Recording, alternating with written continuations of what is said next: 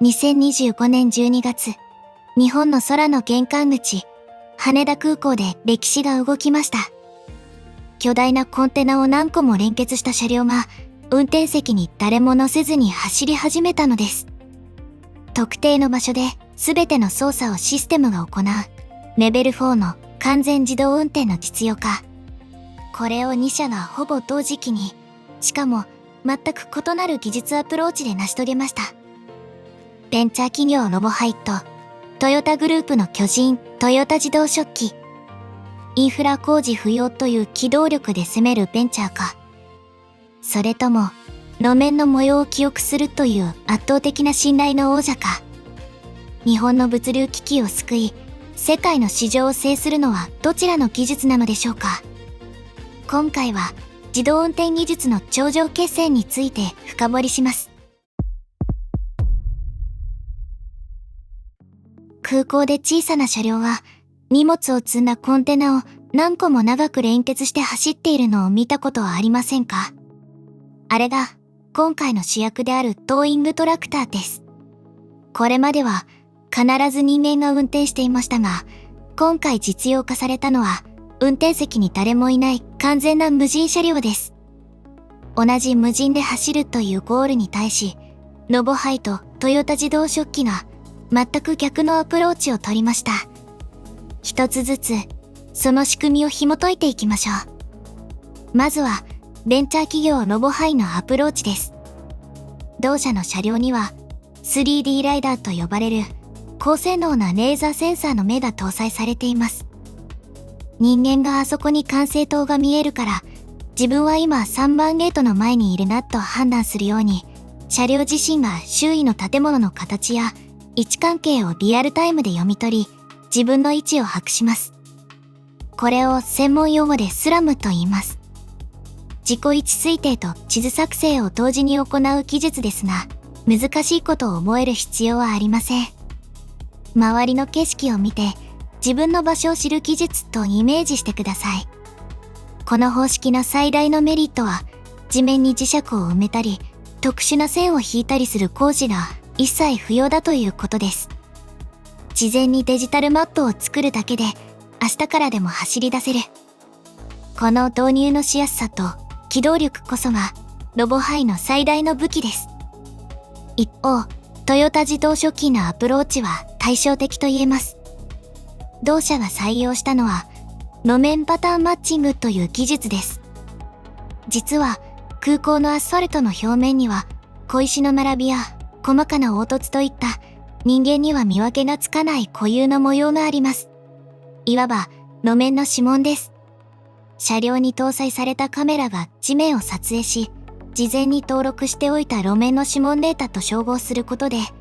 自分は今予定ルートから1センチもずれていないと正確に判断できるのです。さらに衛星からの GNSS 信号なども組み合わせることで盤石の体制を築いています。この方式の凄さは圧倒的な信頼性と言えるでしょう。たとえ周囲に目印となる建物がない広い場所でも、あるいは屋根があって GPS が届かない場所でも、足元の路面さえ合えば絶対に迷うことがありません。まさに長年の実証を重ねてきた大企業らしい失敗の許されないインフラとしての作り込みですね。柔軟性で攻めるロボハイと堅実性で守るトヨタ自動織機。どちらもレベル4という到達点は同じですが、その中身は全く異なる思想で作られているのです。しかし、なぜ彼らはこれほど高度な技術を空港で実用化したのでしょうか。実はその背景には、空港という現場が直面している、もはや待ったなしの危機的な状況がありました。華やかな空港のロビーとは裏腹に、飛行機の下、地上支援業務の現場では、深刻な人手不足が進行しています。いわゆる、グランドハンドリングと呼ばれる業務です。彼らの職場は、夏は照り返しで40度を超える灼熱地獄、冬は吹きさらしの極寒という過酷な環境です。それに加えて、荷物の積み下ろしという重労働。近年、この過酷さから若者のなり手が減少し、離職率も高止まりしています。さらに痛手だったのが、コロナ禍による人材の流出です。航空需要が激減した時期に、多くの経験者が空港を去りました。そこに少子高齢化による採用難が重なり、新たな働き手を確保することも構造的に困難になっています。そして、そこに決定的な追い打ちをかけたのが、物流の2024年問題をはじめとする労働時間の規制強化です。働く人の健康を守るためには必要な措置ですが、現場の視点で見れば、今まで通りの人数では、業務が回せなくなる可能性があることを意味します。実際、地方空港では人手不足で地上業務が追いつかず、航空会社が減便や増便の断念を余儀なくされるケースら出ています。飛行機はあるのに飛ばせない。そんな事態が現実になりつつあるのです。航空業界は損益分岐点が非常に高く、導入した車両や機器を可能な限り効率的に動かすことが経営に直結します。円安でコストが上昇し、厳しい経営環境の中、機材の稼働率を極限まで高めることは急務と言えるでしょう。いくら人手が足りないからといって、安全性をおろそかにすることは絶対にできません。空港のランプエリアには、一機数百億円もする航空機があり、その翼の中には爆発性の高い燃料が満載されています。絶対に事故は許されない環境。そんな場所で運転席に誰もいない車両を走らせる。これがどれほど高いハードルか想像できるでしょうか。実はこれまでもレベル3と呼ばれる自動運転の実証実験は行われていました。レベル3には必ず万が一の時は人間が操作を引き継ぐという条件があり、運転席には常に保安要員が座っていたのです。これでは結局人の手が必要で、根本的な人手不足の解消にはなりません。一方で、今回達成されたレベル4は次元が違います。特定条件下であれば、システムが全ての責任を持ちます。運転席は無人。人間は遠く離れた管制室から複数の車両をモニターで監視するだけ。これを実現するために、ロボハイやトヨタ自動織機といった各社は徹底的な安全対策を積み重ねてきました。例えば、ロボハイの車両は 3D ライダーによって周囲360度を常に監視しています。もし前方に作業員が飛び出してきたり、他の車両が不意に停止したりしても、人間より速い反応速度でブレーキをかけ、安全に停止します。羽田空港という日本で最も過密で複雑な動きをする現場で、人間に頼らず安全を担保できると国土交通省や航空局から認められたこと。この事実こそが技術の完成度を証明する何よりの証拠と言えるでしょう。レベル4の運用開始により、一人の監視者が同時に3台、4台の車両を管理することは可能になります。この生産性の向上はまさに革命的です。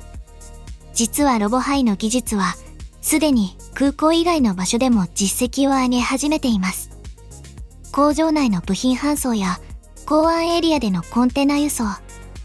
インフラ工事不要という強みを生かし、彼らの技術は空港という枠を超えて日本の物流全体を支えるプラットフォームになりつつあるのです。ここからは視点を技術から経済へと移しましょう。この技術がどれだけの市場を生み出すのか、そしてどちらの企業が覇権を握るのかという点が気になりますよね。まず、ベンチャーであるロボハイの可能性から見ていきましょう。彼らの最大の武器は、先ほど解説した通り、インフラ工事が不要であることです。これはビジネスの視点で見ると、極めて強力な拡張性を意味します。例えば、大規模な工事予算を組みにくい地方空港や、頻繁にレイアウト変更が行われる製造業の工場。こういった場所では、地面に磁石を埋めるような大規模なインフラ整備は敬遠されがちです。しかし、ロボハイのシステムなら、車両を持ち込み、地図データを作るだけで導入できます。つまり、同社の見込み客は、羽田空港のような巨大ハブ空港だけではありません。無数にある中小規模の物流拠点や、人手不足に悩むあらゆる現場が、彼らの潜在的な顧客となるのです。旧 ZMP 時代から自動運転技術を磨き続けてきた同社が、ロボハイとして新たなスタートを切り、このタイミングで実績を作ったこと。これは、企業の成長ストーリーとして非常に魅力的です。一方、王者のトヨタ自動食器には、全く別の勝ち筋が見えています。同社の強みは、単なる車両メーカーではなく、物流ソリューションの巨人であるという点です。今回、ANA と組んでシステムを作り上げたことで、彼らは車両だけでなく、空港の自動化ノウハウそのものをパッケージにして売ることができます。